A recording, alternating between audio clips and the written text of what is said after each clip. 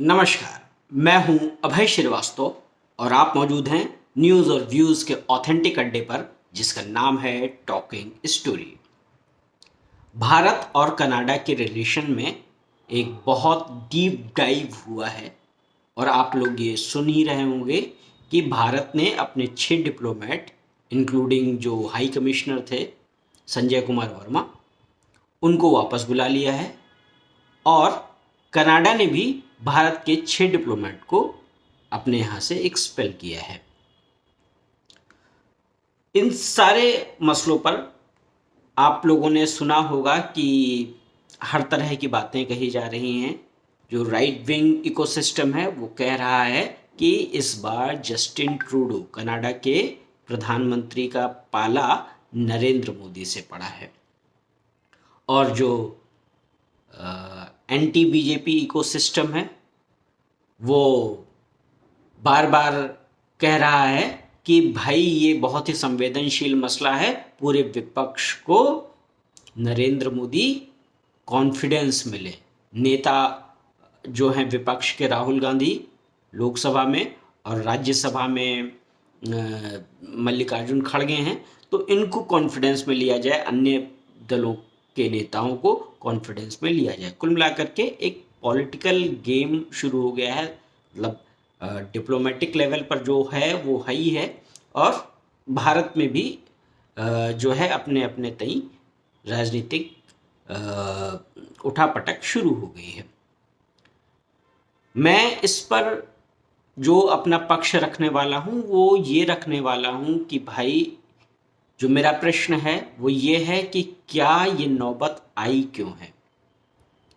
Canada किस तरह से भारत में वहाँ के प्रधानमंत्री जस्टिन ट्रूडो किस तरीके से भारत पर उंगलियां उठा रहे हैं, भारत के डेमोक्रेटिक क्रेडेंशियल्स पर सवाल उठा रहे हैं, नरेंद्र मोदी पर सवाल उठा रहे हैं, आखिर इस नौबत के आने का कारण क्या है।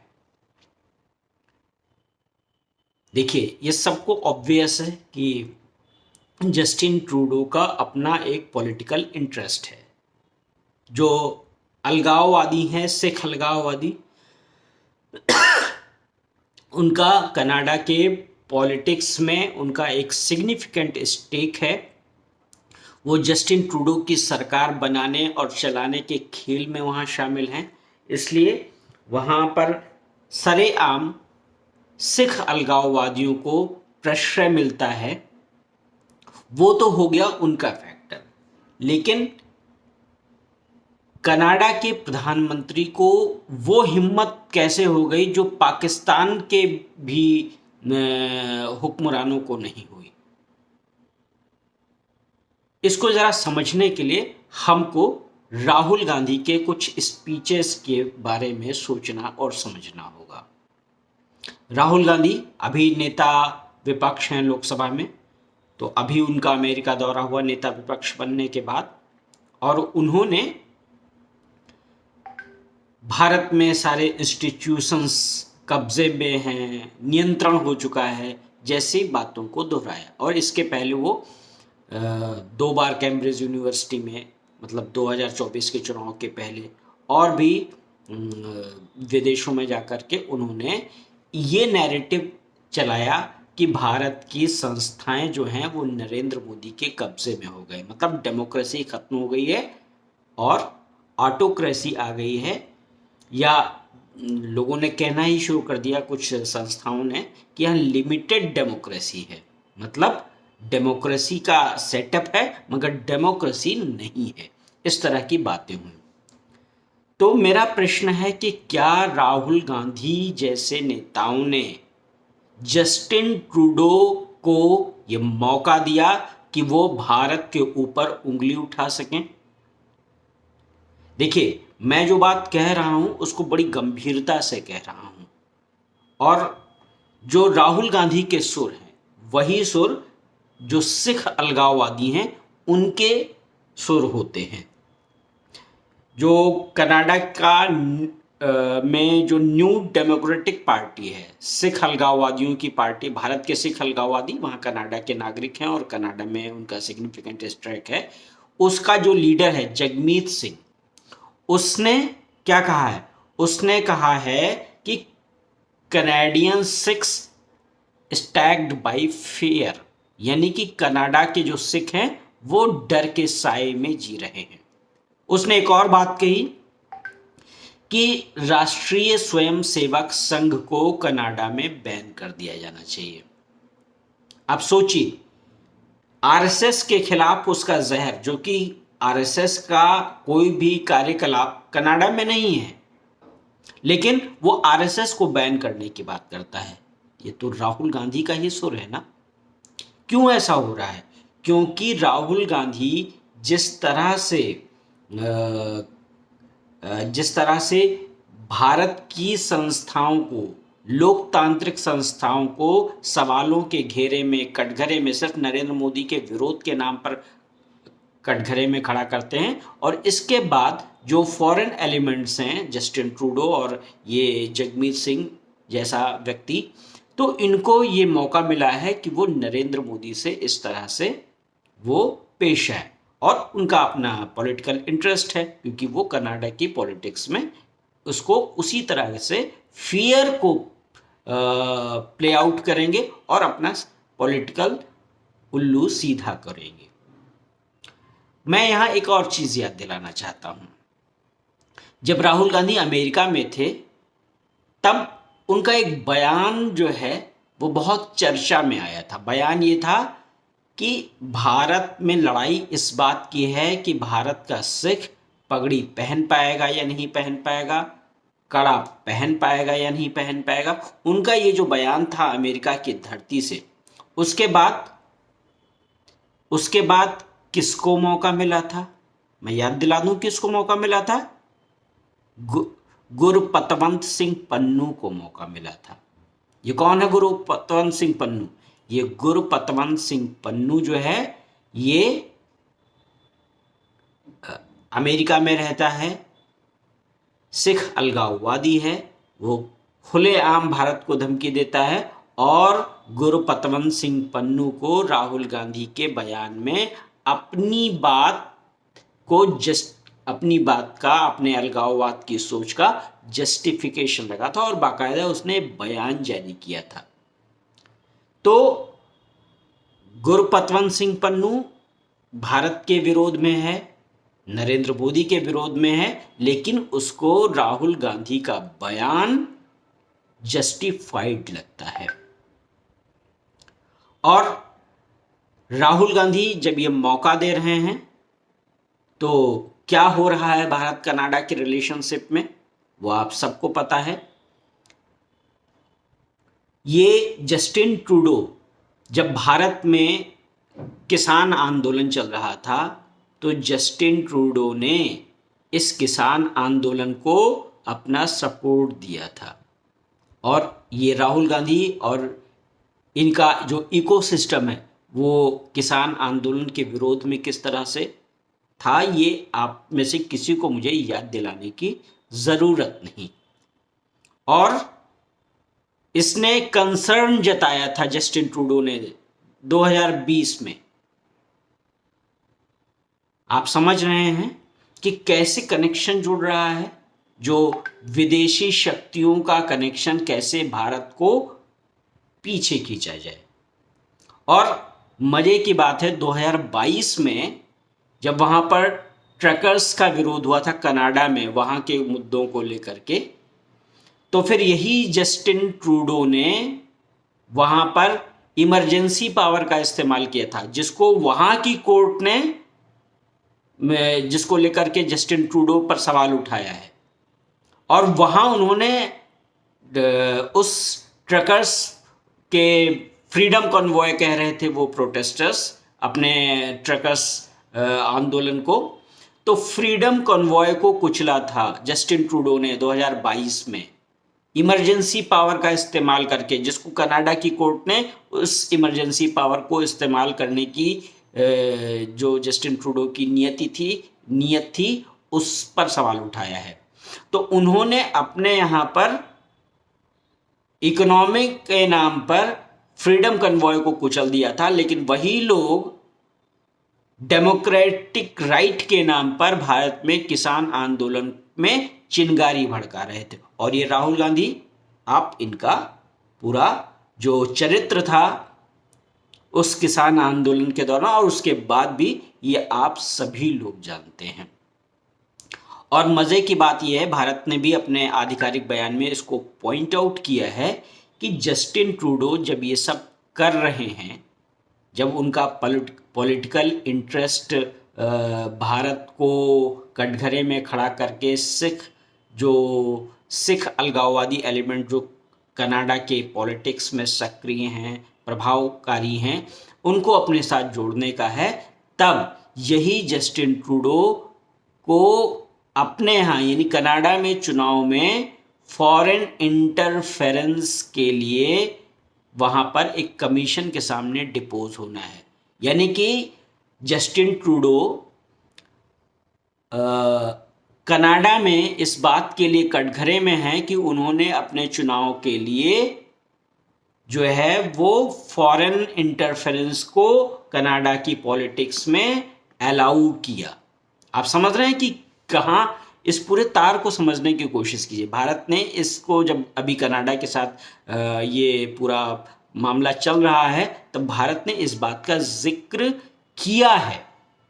और जब भारत ने इस बात का जिक्र किया है तो उसने ये नहीं बताया कि किस फॉरेन इंटरफेरेंस की बात हो रही है, लेकिन वहां पर आरोप लगा है कि जो चीन है, चीन ने कनाडा की पॉलिटिक्स में इंटरफेरेंस किया और इसको लेकर के वहां पर हंगामा मचा हुआ है 2019 और 2021 के इलेक्शन में। तो इसको लेकर जस्टिन ट्रूडो अपने देश में फॉरेन इंटरफेरेंस को लेकर के इलेक्शन में फॉरेन इंटरफेरेंस को लेकर कटघरे में हैं और उनकी माइनॉरिटी गवर्नमेंट भी है। तो इस तरीके से वो पूरे मसले को इस तरह से इंटरनेशनलाइज करके भारत के ऊपर, नरेंद्र मोदी के ऊपर पूरे मसले को इसका ठीकरा फोड़ करके वहां पर ध्यान भटकाना चाहते हैं।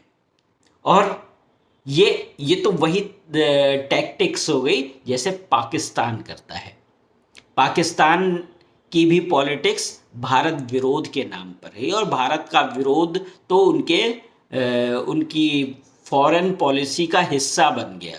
और कौन किस तरह से भारत के खिलाफ जहर उगल सकता है, ये पाकिस्तान में जीत की गारंटी बनी। मज़े की बात यह है कि जब कनाडा का जो व्यवहार है वो पाकिस्तान या पाकिस्तान से भी गया गुजरा हो रहा है, तो उसी समय एससीओ समिट शुरू हो रही है, जिस समय भारत के जो विदेश मंत्री हैं एस जयशंकर, वो पाकिस्तान में एससीओ समिट में हिस्सा लेने गए हैं। और एससीओ समिट में हिस्सा लेने से पहले जयशंकर ने साफ कर दिया है कि मैं कोई बायलैटरल विजिट पर नहीं जा रहा हूं, मैं जा रहा हूं एक मल्टीलैटरल इवेंट में। और वहां भी जब इससे पहले एससीओ समिट हुई थी, तब भारत ने पाकिस्तान को जो खरी खरी सुनाई थी आतंकवाद पर और उसको बेनकाब किया था, उसकी जो आतंकवाद परस्त नीति है, जो उसने स्टेट पॉलिसी बना रखी है आतंकवाद को, उसको लेकर के जयशंकर ने एससीओ के मंच से पाकिस्तान की ऐसी की तैसी की थी। और एक बार फिर जयशंकर के पास वही मौका है। और मैंने पाकिस्तान का जिक्र इसलिए किया कनाडा के साथ उसमें कि भाई देखिए कैसे भारत का विरोध जो है वो इन देशों की पॉलिटिकल आइडियोलॉजी के तौर पर शामिल होता। और मज़े की बात यह है कि आज पाकिस्तान भी कह रहा है, पाकिस्तान के जो एलिमेंट्स हैं वो कह रहे हैं कि सत्ता में जब नरेंद्र मोदी सत्ता से हट जाएंगे तो हमारा सब मामला ठीक हो जाएगा। और कनाडा ने ये नहीं कहा है, कनाडा भी यही कह रहा है कि नरेंद्र मोदी सत्ता से हट जाएंगे तो सब ठीक हो जाएगा। तो भाई ये रिलेशनशिप क्या है कि जो भारत का विरोध करता है वो कहता है कि नरेंद्र मोदी सत्ता से हट जाएं तो सब ठीक हो जाएगा। मतलब क्या है? मतलब क्या है मतलब यही है कि कहीं ना कहीं नरेंद्र मोदी के रहते हुए जो फॉरेन एलिमेंट्स हैं उनका उल्लू सीधा नहीं हो पाता है, और इसीलिए वो लोग नरेंद्र मोदी को हटाने की बात करते हैं, नरेंद्र मोदी को हराने की बात करते हैं। बाकायदा तो जॉर्ज सोरोस, आपने नाम सुना होगा, ये अमेरिकी बिजनेसमैन है और दुनिया भर की लोकतांत्रिक सरकारों को अस्थिर करना इसका काम है, फंडिंग करता है। इसने डेमोक्रेटिक रिवाइवल की बात की थी 2024 के चुनाव के पहले, भारत में डेमोक्रेटिक रिवाइवल, वो भी अडानी का विरोधी है और राहुल गांधी भी अडानी के विरोधी हैं। तो ये भाई ये रिश्ता क्या कहलाता है, ये कहाँ से सारा कनेक्शन जुड़ता है, सोरोस से लेकर पाकिस्तान और पाकिस्तान से लेकर कनाडा के ट्रूडो तक। आखिर ये मसला क्या है?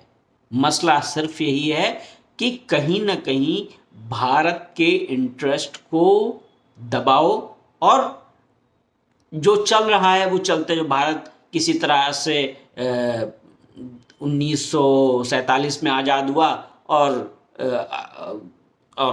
अपने किसी तरीके से चल रहा है। नरेंद्र मोदी ने कम से कम इन स्थितियों को बदलने की कोशिश की, फॉरेन पॉलिसी में भारत का अपना एक से हो। जो कोविड का दौर आया तो कोविड के दौर में नरेंद्र मोदी फॉरेन जो शक्तियां थी, जो वैक्सीन को लेकर के पूरी लड़ाई चल रही थी, उसमें उन्होंने कहा नहीं, भारत का इंटरेस्ट पहले है। और ऐसे में इसीलिए नरेंद्र मोदी कहीं ना कहीं इन फॉरेन जो शक्तियां हैं उनके खिलाफ खड़े दिखाई देते हैं। जब नरेंद्र मोदी नहीं थे तो आप कश्मीर में देखिए टेररिज्म कितना था। भाई आप कोई माने या ना माने, टेररिज्म करीब एक आंकड़ा है 2019 में जब 370 हटा, तब से 82% आतंकवाद घट चुका है जम्मू कश्मीर में। जो लेफ्ट विंग एक्सट्रीमिज्म है वो घटा है। किस तरीके से पूरा एक रेड कॉरिडोर था, उस नक्सलबाड़ी से लेकर के पूरा जो खनिज वाला बेल्ट है भारत का, भारत के मध्य का, उस पर नक्सलबाड़ी मूवमेंट जो है बहुत तेजी से माओवादियों का कब्जा था। बिल्कुल मतलब जो कांग्रेस के भी जो लोकल लीडर्स थे जैसे महेंद्र कर्मा, उन जैसे लोगों को अपनी शहादत देनी पड़ी क्योंकि वो इन माओवादियों के कुचक्र को तोड़ना चाहते थे।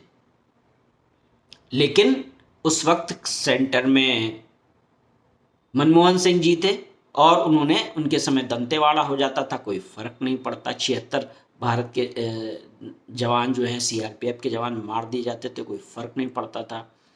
सलवा जुडूम जो कि महेंद्र कर्मा जो कि कांग्रेस के लीडर थे, उन्होंने सलवा जुडूम को सपोर्ट किया था। सलवा जुडूम क्या था? सलवा जुडूम जो है माओवाद के आतंक से बचाने के लिए जो आदिवासी थे, आदिवासियों को एसपीओ के तौर पर, स्पेशल पुलिस ऑफिसर के तौर पर उनको ट्रेन किया जाता था और उनको अपने प्रोटेक्शन के लिए हथियार दिए जाते थे। यही सलवा जुडूम था। यानी कि वो जो जंगल का इलाका, दुरूह इलाका, वहाँ पर जो खुद से एम्पावर्ड हों आदिवासी, ताकि माओवादियों के हमलों का मुकाबला कर सकें, इसलिए सलवा जुडूम मूवमेंट चला था। उसको सलवा जुडूम के खिलाफ पूरा जो इकोसिस्टम है, लेफ्ट विंग इकोसिस्टम, उसने पूरा मुहिम चलाया, सुप्रीम कोर्ट से उस पर बैन लगवाया और कांग्रेस की सरकार, मनमोहन की सरकार उस पर चुप रही, देखती रही। आज स्थितियां बदल गई हैं। आज कमर टूट गई है नक्सल मूवमेंट चलाने वालों की। आपने अभी सुना होगा कि अभी सबसे बड़ा जो अभी रिसेंट में हमारे सुरक्षा बलों ने बड़े पैमाने पर माओवादियों को मौत के घाट उतार दिया है, उनकी कमर तोड़ दी है। 28 से ज़्यादा, मैं अगर गलत नहीं हूँ, 28 से ज़्यादा माओवादियों को एक ऑपरेशन में मार गिराया है। और आप कंपेयर कर लीजिए 2011 के दंतेवाड़ा से, हमारे 76 जवान शहीद हो जाते थे और यहाँ पर उस पर जू नहीं रेंगती थी, और जेएनयू जैसे संस्थान में उस पर क्रांतिकारी गीत गाए जाते थे कि कितना अच्छा हो गया। भारत के जवानों को आतंकवादी रेपिस्ट बताया जाता था और किसी के कान पर जू नहीं रेंगती थी। आज स्थितियां बदली हुई हैं और इसी तरीके से भारत जैसे खुद को इंटरनली मजबूत कर रहा है, और वही इंटरनली मजबूत करना तो भारत ने जो भारत के विरोधी तत्व हैं उनके खिलाफ एक स्ट्रांग रुख लिया है, चाहे वो कनाडा में बैठे हों, पाकिस्तान में बैठे हों या अमेरिका में बैठे हों। और इसीलिए जो भारत की छवि थी, जो भारत से इन लोगों को एक इंटरेस्ट क्रिएट होता था, उस इंटरेस्ट पर नरेंद्र मोदी की सरकार हमला कर रही है। भारत के विरोधियों को प्रश्रय देने वाली गतिविधियों के खिलाफ चाहे एक्शन ले रही है या उसको डिप्लोमेटिक तौर पर उसको चैलेंज कर रही है, और उसी का नतीजा है कि आज जस्टिन ट्रूडो जैसे एलिमेंट आज बिलबिलाए हुए हैं, और गुरपतवंत सिंह पन्नू जैसा एलिमेंट अमेरिका में भी शह पाता है। वहां भी जो डीप स्टेट है वो भारत विरोधी ऐसी शक्तियों को अपने यहाँ पालता पोसता है ताकि भारत को कब्जे में कर सके। लेकिन पहले की सरकारें, नरेंद्र मोदी से पहले की सरकारें इस पर या तो मजबूरीवश या कॉल्यूजनवश या फिर कुछ करना ही नहीं है, इस मानसिकता के तहत चुप्पी साध कर बैठ जाती है। और नरेंद्र मोदी इसी का अपोजिशन कर रहे हैं और इसी को चैलेंज कर रहे हैं। इसी वजह से क्या हो रहा है, इसी वजह से आज ये सारी शक्तियां, और मैं आप समझ लीजिए गुरपतवंत सिंह पन्नू के मामले को लेकर के अमेरिका ने भी आधिकारिक तौर पर नरेंद्र मोदी पर उंगली उठाई है। हालांकि उनका जो तरीका है वो थोड़ा सा मोर डिप्लोमेटिक है, ज़्यादा मेजर्ड है, तो भारत ने भी उसी तरह से रेस्पॉन्स किया है। लेकिन कनाडा और अमेरिका का जो डीप स्टेट है उसका इंटरेस्ट जुड़ा हुआ है कि भारत विरोधी शक्तियों को प्रश्रय दें, ताकि देखिए किसी को भी अच्छा नहीं लगता कि कोई दूसरा देश स्वतंत्र हो जाए, स्वतंत्र विदेश नीति अपनाए, स्वतंत्र तरह से बिहेव करे, वो उसका अपना एक अलग क्या कहते हैं प्रभाव क्षेत्र हो। तो इसलिए वो ऐसे एलिमेंट्स को पालते हैं और नरेंद्र मोदी ऐसे ही एलिमेंट्स को चुन चुन करके उन पर मीजर्ड रिस्पॉन्स देते हैं, चाहे डिप्लोमेटिकली हो या भारत के भीतर उनके खिलाफ कड़ा रुख अपना करके। कनाडा का जो दिमाग खराब है, कैसे दिमाग खराब है, वो तो लॉरेंस बिश्नोई को भी भारत सरकार का एजेंट बता रहा है। लॉरेंस बिश्नोई जो कि अहमदाबाद गुजरात की जेल में बंद है और अभी बाबा सिद्दीकी के हत्या के मामले में उसके गैंग का नाम सामने आया है, उस लॉरेंस बिश्नोई को भी भारत का एजेंट बताता है। मतलब लॉरेंस बिश्नोई को भारत का एजेंट बताता है, और जो हाई कमिश्नर कनाडा में थे संजय कुमार वर्मा, जो कि वापस भारत आ रहे हैं, जिनका 36 साल का एक्सपीरियंस है, जो सूडान, जापान, तुर्की जैसी जगहों पर अहम डिप्लोमेटिक पोजीशंस पे रहे हैं, उनके खिलाफ जो है एस्पर्जन कास्ट कर रहा है, उनको कटघरे के घेरे में रख रहा है। तो कुल मिलाकर के मसला क्या है? मसला ये है कि अगर भारत की राजनीति, राहुल गांधी की वही राजनीति कायम रही कि भारत के इंस्टीट्यूशंस को कमजोर करेंगे, अब नरेंद्र मोदी के विरोध के नाम पर अगर वो चुनाव हार गए तो ईवीएम दोषी हो गई, अगर उनको जनता ने नहीं चुना तो भारत के लोकतांत्रिक संस्थाएं कब्जे में आ गई, जिस सुप्रीम कोर्ट के रहमो करम से वो आज सांसद हैं, वरना उनको तो जो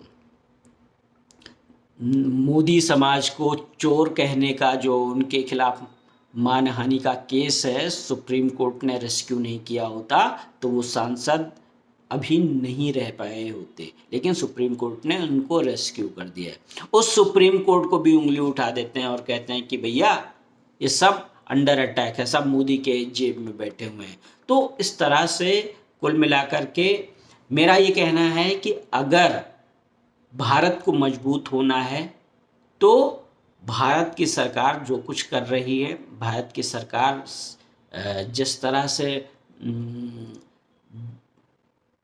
जो डिप्लोमेटिकली उसको सही लगता है वो कर रही है, और हमको यकीन रखना चाहिए कि कम से कम पॉलिटिकल मोटिव चाहे जो भी हो भारत के भीतर, लेकिन भारत के बाहर भारत का इंटरेस्ट सबसे ऊपर है, और उसको लेकर के राहुल गांधी जैसे नेताओं को भी उसको भारत की सरकार के साथ अलाइंड होना चाहिए।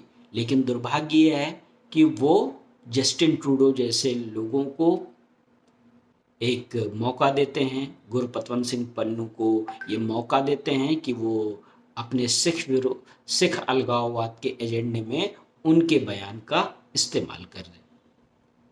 आपको मेरी ये एनालिसिस कैसी लगी आप मुझे ज़रूर बताएं। आप मेरे इस वीडियो को लाइक करें, मेरे चैनल को सब्सक्राइब करें, और अगर आप मेरे इस वीडियो पर कोई कमेंट करते हैं और मुझे लगा कि आपके उस कमेंट पर आपसे संवाद करना चाहिए, आप सहमति में करें, असहमति में करें, आपकी अपनी राय हो सकती है, आप मुझे अपनी राय से समृद्ध कर सकते हैं, तो मैं उस पर संवाद करना पसंद करूंगा अगर आपकी बात कोई नई बात को लीड कर रही होगी। आप मेरे नए वीडियो का इंतज़ार करें, तब तक धन्यवाद, नमस्कार।